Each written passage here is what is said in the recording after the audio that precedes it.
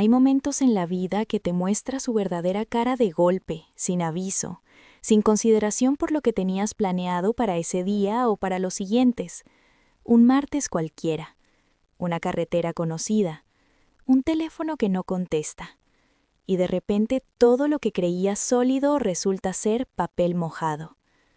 Luciana Paredes tenía 34 años y llevaba 7 casada con el hombre que en su momento creyó que era exactamente lo que necesitaba: seguro, trabajador, presente, o al menos eso era lo que había construido en su cabeza durante 7 años, ladrillo por ladrillo, con esa dedicación silenciosa con que las mujeres a veces construyen versiones de sus matrimonios que no corresponden del todo con la realidad, pero que se sostienen mientras nadie las sacude.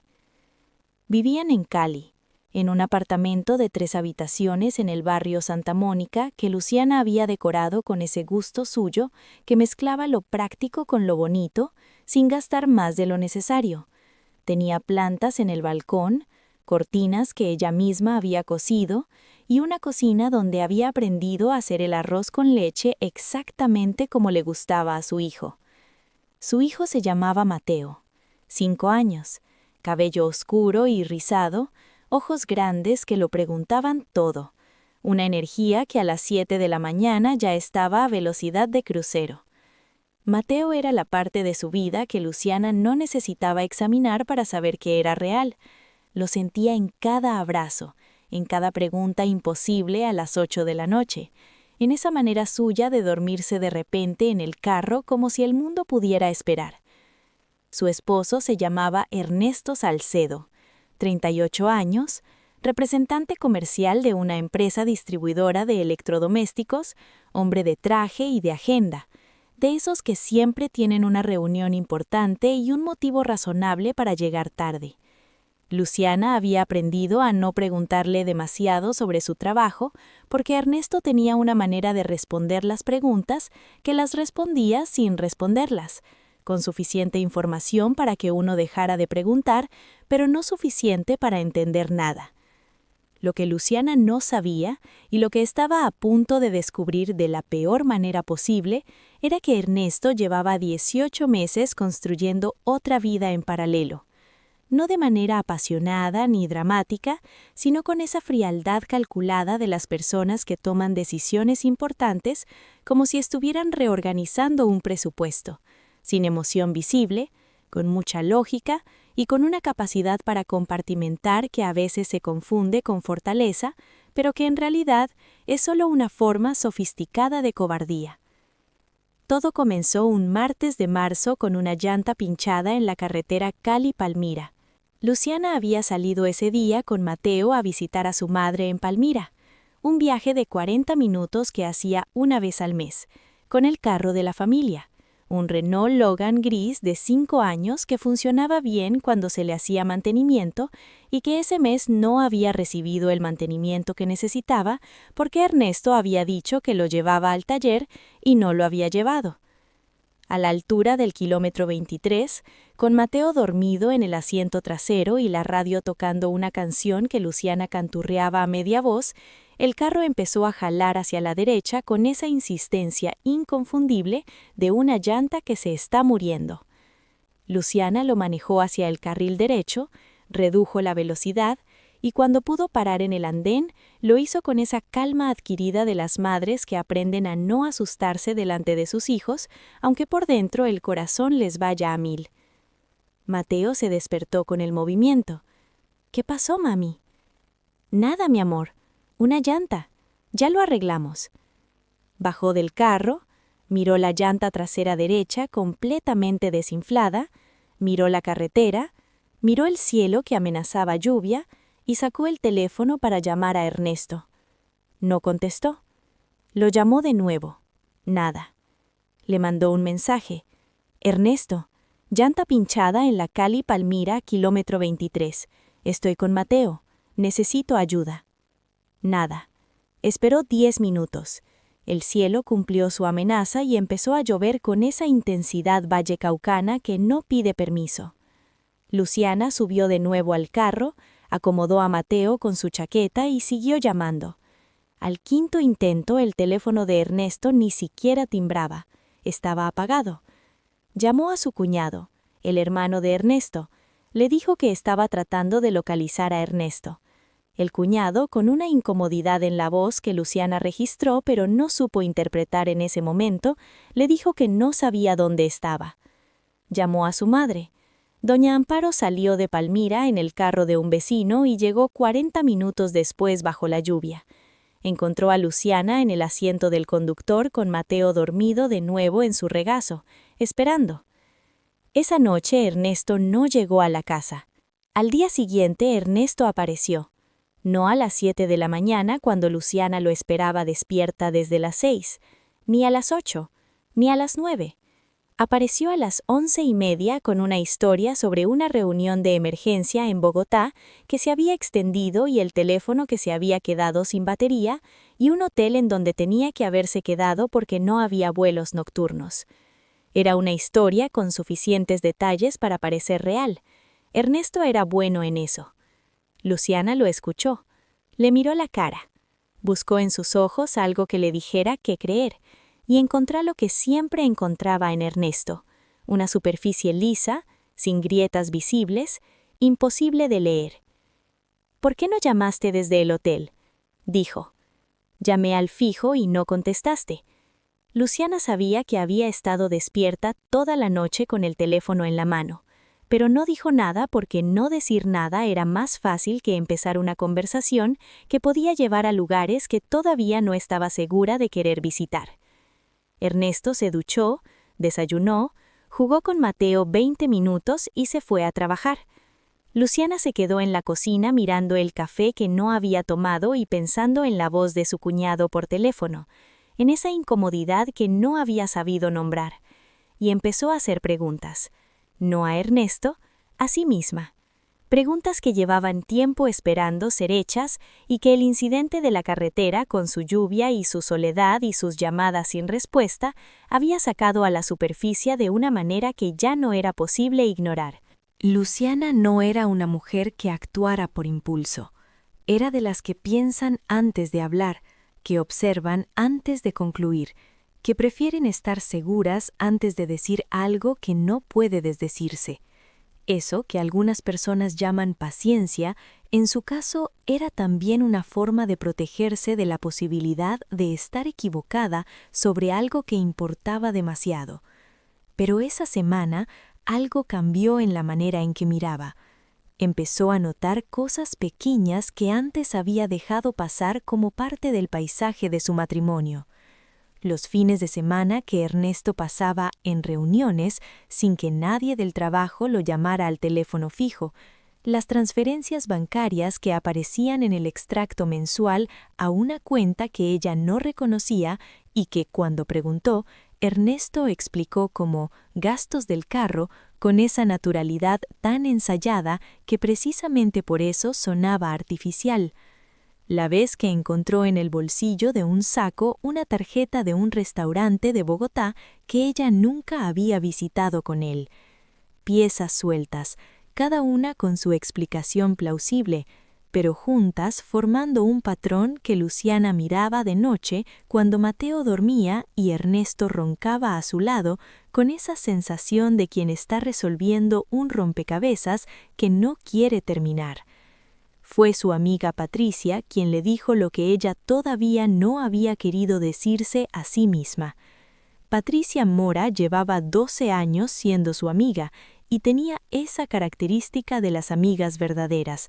Te decía la verdad aunque doliera, pero esperaba a que estuvieras lista para escucharla.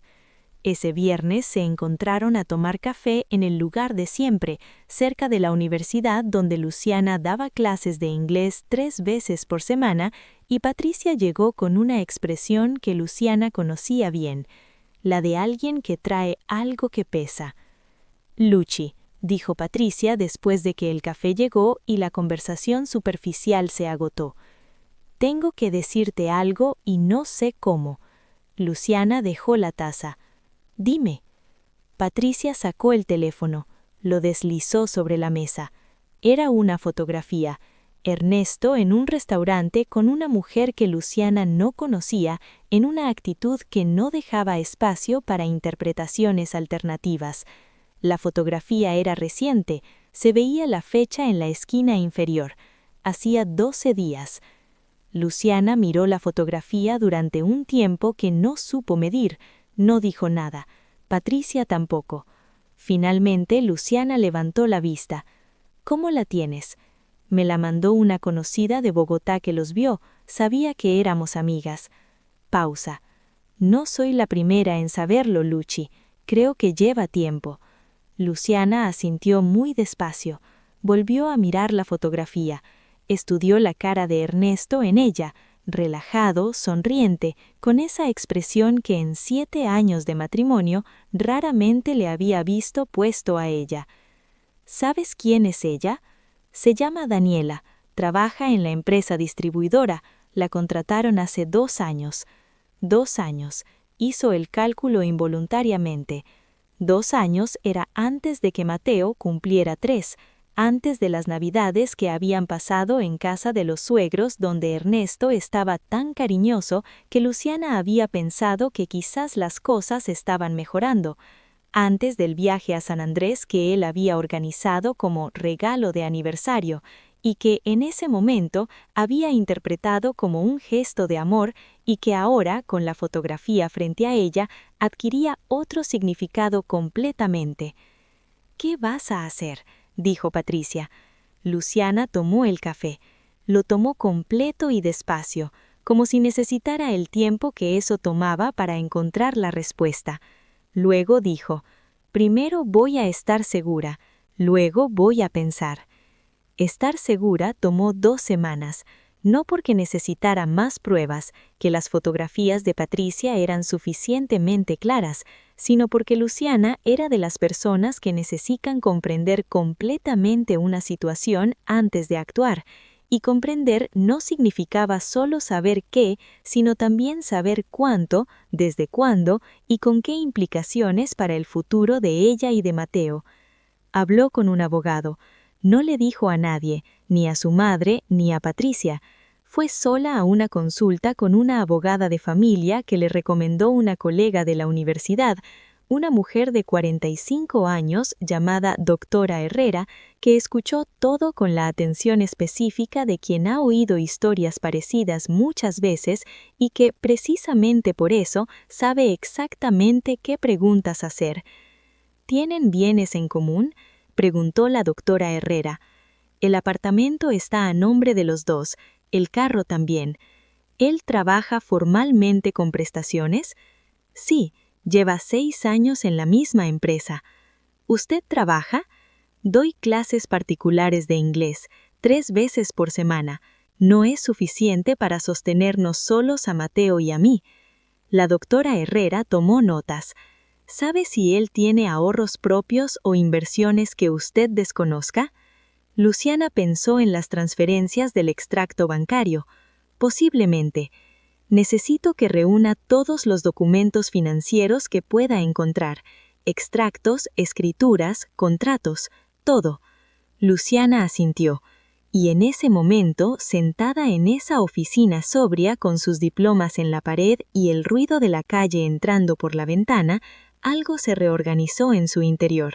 No era rabia todavía, o no era solo rabia, era también algo parecido a la claridad específica de quien estaba mirando algo borroso durante mucho tiempo y de repente lo ve en foco.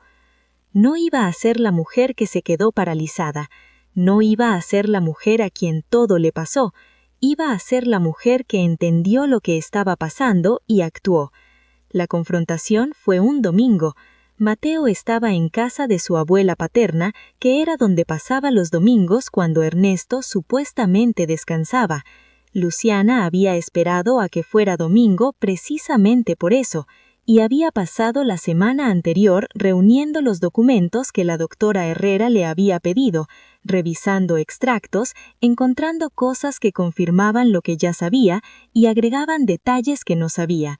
Una cuenta de ahorros a nombre solo de Ernesto con un saldo que no correspondía con su sueldo declarado, una póliza de seguro de vida que había cambiado de beneficiaria hacía 14 meses.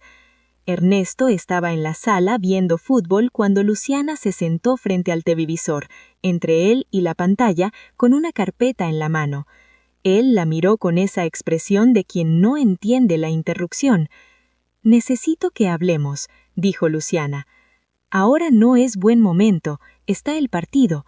«Ahora», dijo Luciana, y en su voz había algo que Ernesto no había escuchado antes. No había súplica, no había nerviosismo, solo certeza. Él apagó el televisor. Luciana abrió la carpeta. Puso la fotografía sobre la mesa, la de Patricia, la del restaurante de Bogotá, Ernesto con Daniela.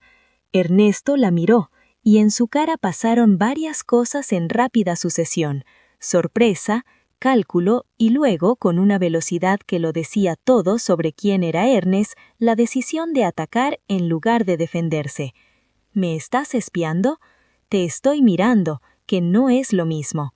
La conversación de ese domingo duró 3 horas, y fue de las que dejan marcas permanentes, no porque se dijeran cosas extraordinariamente hirientes, sino porque se dijeron cosas verdaderas. Y a veces la verdad es el arma más cortante que existe, precisamente porque no se puede refutar. Ernesto no negó la relación con Daniela. Lo que hizo, con esa habilidad suya para reorganizar las narrativas, fue presentarla de una manera que intentaba distribuir la responsabilidad de manera que él terminara cargando menos de la mitad. Dijo que el matrimonio llevaba años sin funcionar. Dijo que Luciana se había encerrado en Mateo y había dejado de verlo a él. Dijo que Daniela lo hacía sentir cosas que hacía tiempo no sentía. Luciana lo escuchó, no porque creyera lo que decía, sino porque necesitaba escuchar cómo lo decía. Y lo que escuchó fue a un hombre que en 7 años de matrimonio había aprendido a hablar de sus propias necesidades con una fluidez considerable y de las de ella con una vaguedad que decía todo.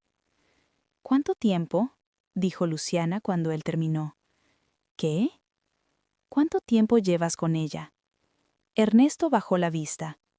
2 años. 2 años. Lo mismo que había calculado. Luciana asintió despacio, como confirmando algo que ya sabía y que ahora tenía número. «¿La amas?». Silencio largo. «Sí». «¿Quieres divorciarte?». Otro silencio, más corto. «Sí». Luciana asintió de nuevo, y luego dijo algo que Ernesto no esperaba. «Bien, entonces hagámoslo como personas adultas, por el bien de Mateo». Ernesto la miró con esa expresión de quien estaba preparado para una guerra y recibe una propuesta de paz que no sabe cómo manejar. «¿No vas a...?» «¿Qué? ¿Llorar? ¿Rogar?». Luciana lo miró directamente. «No, pero sí voy a pedirte que todo lo que le corresponde a Mateo y a mí quede en orden, y te lo voy a pedir una sola vez». Lo que siguió fue la parte más dura, no la conversación del domingo, sino las semanas siguientes, cuando la vida que Luciana había construido empezó a desarmarse en términos concretos y cotidianos. El apartamento tendría que venderse, el carro habría que dividirlo, los gastos de Mateo habría que negociarlos. Ernesto, que en la conversación del domingo había parecido dispuesto a resolver las cosas con madurez, mostró en las semanas siguientes su cara real. Empezó a dilatar los procesos legales, a alegar que ciertos activos eran suyos antes del matrimonio, a pagar la cuota de Mateo con retrasos que no eran descuidos, sino mensajes. La doctora Herrera lo manejó con la eficiencia de quien conoce estos juegos, pero el proceso tomaba tiempo, y en ese tiempo Luciana tenía que sostenerse. Se mudó con Mateo a la casa de su madre en Palmira. No fue una decisión fácil, porque Luciana llevaba 10 años viviendo independiente, y volver a la casa donde había crecido tenía un peso simbólico que no era menor. Pero doña Amparo recibió a los dos con esa hospitalidad sin comentarios de las madres que entienden que no es momento de decir «te lo dije», sino de poner 2 platos más en la mesa y no hacer preguntas que no tienen respuesta útil todavía. La habitación de Luciana era la misma de siempre, con las mismas cortinas floridas que ella misma había pedido a los 15 años y que su madre nunca había cambiado. Mateo dormía en la habitación del lado, en una cama nueva que doña Ampalo compró sin decir nada, simplemente apareció armada un miércoles por la tarde. Luciana lloraba de noche, no todos los días, no de manera que paralizara, sino con esa regularidad funcional del duelo, procesando en la oscuridad lo que durante el día sostenía con la compostura necesaria para que Mateo no lo viera. Mateo, que tenía 5 años y entendía más de lo que uno creería, había preguntado una vez por qué no vivían con su papá. Luciana le había dicho, con esa honestidad calibrada que requieren las respuestas a los niños, que su papá y ella habían decidido vivir en casas diferentes, pero que los dos lo querían igual. Mateo había pensado en eso un momento y luego había preguntado si podía tener perro en la casa de la abuela. Doña Amparo había dicho que sí antes de que Luciana pudiera responder. El perro llegó esa misma semana. Se llamó Capitán. Luciana empezó a buscar trabajo de tiempo completo. Las clases de inglés 3 veces por semana no eran suficientes, eso era claro, y aunque el proceso legal eventualmente le daría lo que le correspondía, eventualmente no pagaba el mercado de la semana. Encontró un anuncio en una plataforma de empleo. Una empresa de comercio exterior en Cali buscaba coordinadora de comunicaciones con inglés avanzado. El sueldo era decente, el horario era manejable con la ayuda de su madre para Mateo, y el perfil coincidía con lo que Luciana había estudiado, comunicación social, más 7 años de enseñanza de inglés y un nivel que cualquier examen confirmaría. Mandó la hoja de vida con esa mezcla de esperanza y miedo que produce buscar trabajo cuando uno lleva años sin hacerlo formalmente. Y esperó. La llamaron 3 días después. La empresa se llamaba Exportaciones del Valle SAS y tenía oficinas en el norte de Cali, en un edificio moderno de 5 pisos con una vista al Cerro de las Tres Cruces, que en las mañanas despejadas era exactamente tan hermosa como sonaba. La entrevista fue con la directora de Recursos Humanos, una mujer llamada Sandra, que tenía esa eficiencia amable de quien valora el tiempo de todos y no lo desperdicia en formalidades innecesarias. Luciana llegó puntual, con el cabello recogido y un traje sastre que había sacado del fondo del closet y que todavía le quedaba bien, con su carpeta de documentos y esa expresión suya de quien está lista para lo que venga, aunque por dentro el estómago esté haciendo cosas que preferiría que no hiciera. La entrevista fue bien, mejor de lo que esperaba. Sandra le hizo preguntas directas sobre su experiencia con inglés de negocios, sobre manejo de comunicaciones institucionales, sobre su disponibilidad. Luciana respondió con la claridad de quien sabe exactamente lo que sabe y no pretende saber más. Al final de la entrevista, Sandra le preguntó si tenía alguna situación personal que pudiera afectar su desempeño. Era una pregunta directa que en otro momento hubiera incomodado a Luciana, pero que ese día respondió con la misma directez. Estoy en proceso de divorcio. Tengo un hijo de 5 años que está al cuidado de mi madre mientras trabajo. No tengo ningún impedimento para cumplir con el horario ni con las responsabilidades del cargo. Sandra la miró. Asintió. Apreciamos la honestidad, dijo. Le llamamos esta semana. Llamaron al día siguiente.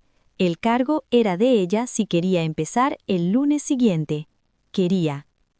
El primer mes fue el más difícil, no porque el trabajo fuera complicado, sino porque hacer todo al mismo tiempo, el trabajo nuevo, el proceso legal, Mateo, la reconfiguración de una vida entera, requería una energía que Luciana sacaba de lugares que no siempre sabía que tenía. Se levantaba a las 5:30, preparaba el desayuno de Mateo, lo llevaba al jardín infantil que quedaba cerca de la casa de doña Amparo, tomaba el bus a Cali, llegaba a las 8, trabajaba hasta las 6, volvía, cenaba con Mateo y su madre, revisaba los documentos legales con la doctora Herrera por teléfono cuando Mateo ya dormía y se acostaba a las 11 con el teléfono en la mano, respondiendo correos que no había podido responder durante el día. Capitán dormía al pie de su cama. Era un consuelo pequeño, pero real. Patricia la llamaba cada 2 días. Doña Amparo le dejaba la comida lista cuando llegaba.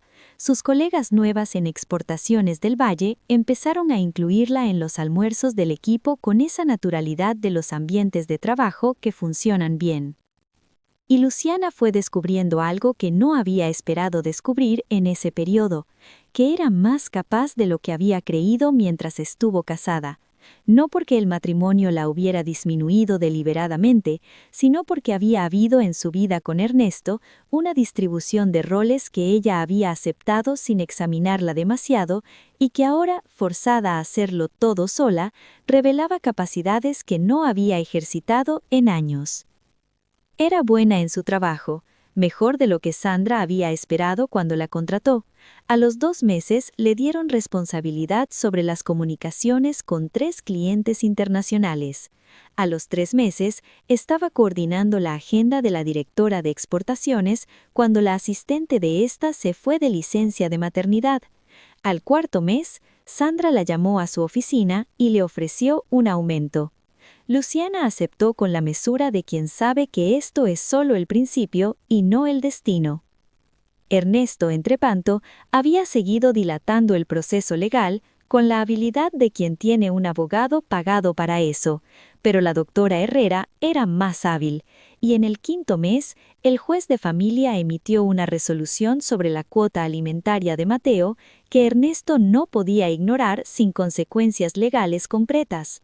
También se estableció un régimen de visitas claro y la orden de liquidación de los bienes comunes. El apartamento de Santa Mónica se vendió. La mitad del dinero fue para Luciana. No era suficiente para comprar algo propio todavía, pero con el sueldo nuevo y el ahorro cuidado, era un punto de partida que 2 años antes no hubiera imaginado tener. La noche en que recibió la transferencia bancaria de su parte de la venta del apartamento, Luciana estaba en la cocina de su madre, con Mateo dormido y Capitán a sus pies, y un vaso de agua sobre la mesa. Miró el saldo en su aplicación bancaria durante un momento largo. Luego llamó a Patricia. «Patri», dijo Luciana cuando su amiga contestó. «¿Qué pasó?» «Nada malo. Quería decirte que estoy bien». Silencio de un segundo. ¿De verdad bien o bien porque tienes que estarlo? De verdad bien, dijo Luciana, y mientras lo decía se dio cuenta de que era verdad.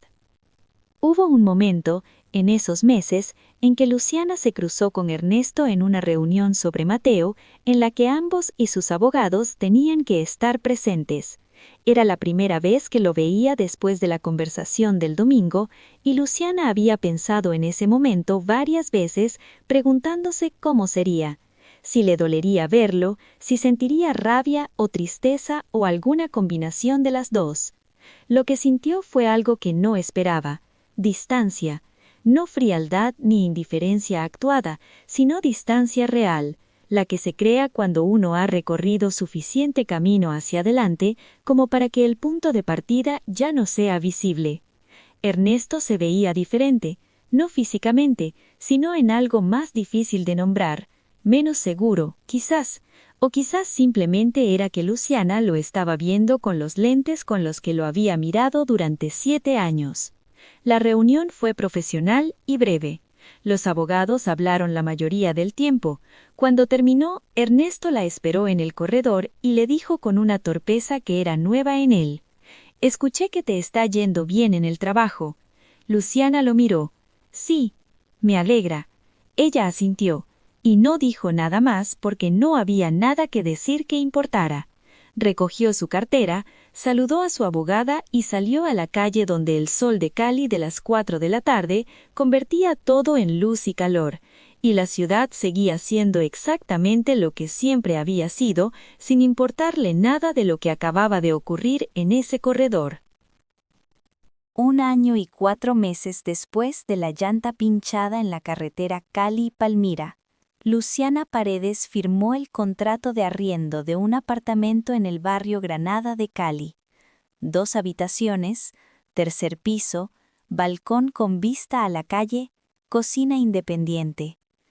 No era el apartamento de Santa Mónica, que era más grande y estaba en un barrio más exclusivo. Era mejor. Era completamente suyo. Lo decoró despacio, comprando una cosa cada vez que podía, eligiendo cada elemento con esa atención suya que mezclaba lo práctico con lo bonito. Puso plantas en el balcón. Mateo eligió el color de su habitación, un azul que a Luciana le pareció demasiado intenso y que a Mateo le pareció perfecto, así que fue azul. Capitán tenía su rincón junto a la puerta con su cama nueva. La noche en que durmieron ahí por primera vez, Luciana acostó a Mateo en su cama azul, le leyó el cuento de siempre, apagó la luz y se quedó parada en el corredor del apartamento vacío y en silencio, escuchando el sonido de la ciudad afuera. No era la vida que había planeado, era algo diferente, más complicado en algunos aspectos y más limpio en otros, pero era suya de una manera que la vida anterior no lo había sido completamente, porque era una vida que había elegido activamente en lugar de una que simplemente había continuado. En Exportaciones del Valle, Luciana había crecido de una manera que Sandra le reconoció en una evaluación semestral con palabras que Luciana guardó en algún lugar importante.